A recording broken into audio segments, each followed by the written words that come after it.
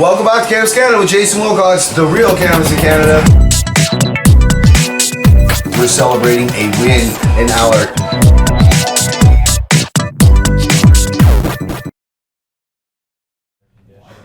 All right, welcome back. So I'm sitting here now with Julia, one of the staff members that are here at Beard Brothers Society. First off, welcome to the show, Julia. Thanks for having me. Oh, it's a pleasure. It always matters to me about a frontline patient provider, that first person that you meet. You know, when you're dealing with, like, I have HIV, I've had it for 22 years. Yeah. So dealing with that and dealing with patients has always been at the core of what I do.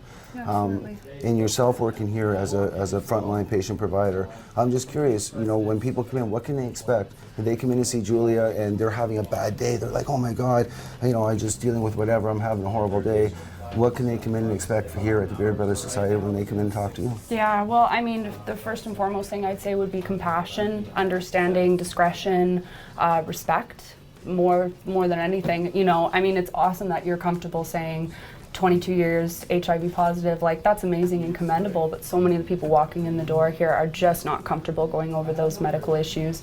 And realistically, they're talking to me and, you know, like they might have a very conservative family. This might be the only moment, you know, where they're so desperate in just such a bad situation that they need help and are willing to try anything.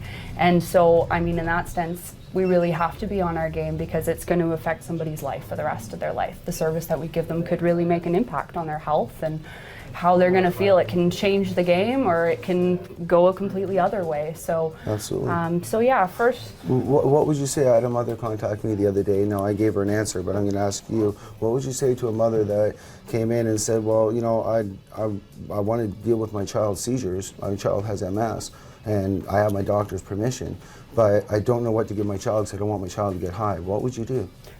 So the first thing I would do is, you know, I thank her for coming in, for giving us the opportunity to help her and to help her son. I would recommend something that would be very strong in a CBD. So for most people, those kind of, you know, discomfort, the nerves, concerns with it, it's all about education. As soon as they hear the info to back it up, and if they need it, we'll pull out studies, we can pull out the testing information on all of our products so we can say not only yes, this certain cannabinoid is not going to get you high. I can say that as definitively as if you were to eat a spoonful of hemp hearts that you would not get high.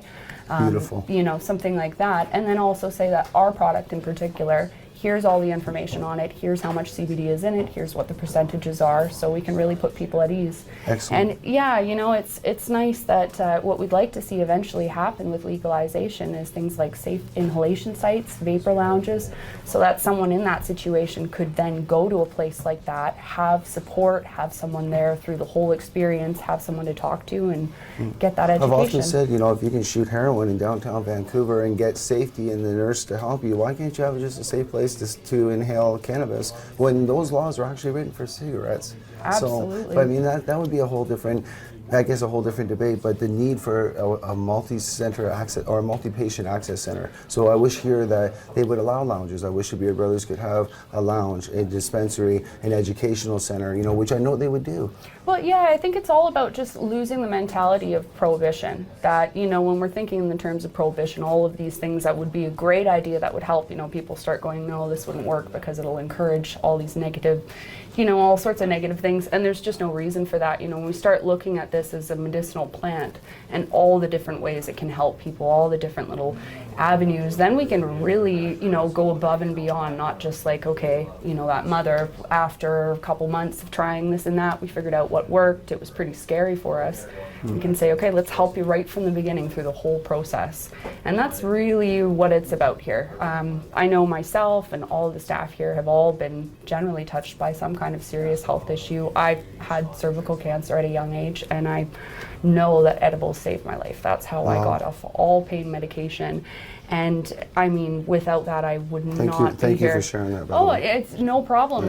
And so, I mean, every day I'm coming in here, I'm paying a debt. I'm giving somebody what was given to me, because if I hadn't have been able to walk into a dispensary, I would have never been able to have accessed those edibles, I wouldn't have been able to make them in my home. It would have stunk the place up. I would have lost my place, and I probably wouldn't have even tried it. But there's a big difference between walking in somewhere and being able to try something and pay a little bit versus having to buy something and make a batch at home. Or, you know, concentrates, that the research for things like autoimmune diseases like Crohn's and stuff like that, the specifically vaporizing concentrates, more so than smoking flower or eating edibles, people are going into full remission, like 100% remission. But they say, you know, if you don't know how to do that safely and properly or have the proper equipment, then you can be putting yourself at risk, and that's just not constitutional. Well, Julie, you're an educated lady, and I appreciate you coming on the show. And I know you're probably just as much opposed to the mail order system that's currently in place for medical marijuana patients. And of course, we're going to continue to fight this here on Cannabis in Canada. And it's great to know that patients are able to come here. Come check us out down on Fort Street. What's the address here again, Julia? 849 Fort. 849 Fort Street, and come down, check out, come talk to Julia. Yeah, please, come I'll be talk, here. Yeah, come talk to the patient providers who are really here for the patients. And not all dispensaries are bad. This is one of the good ones. No. We'll see you in the next show. Cheers. Thanks. Awesome. Thank you.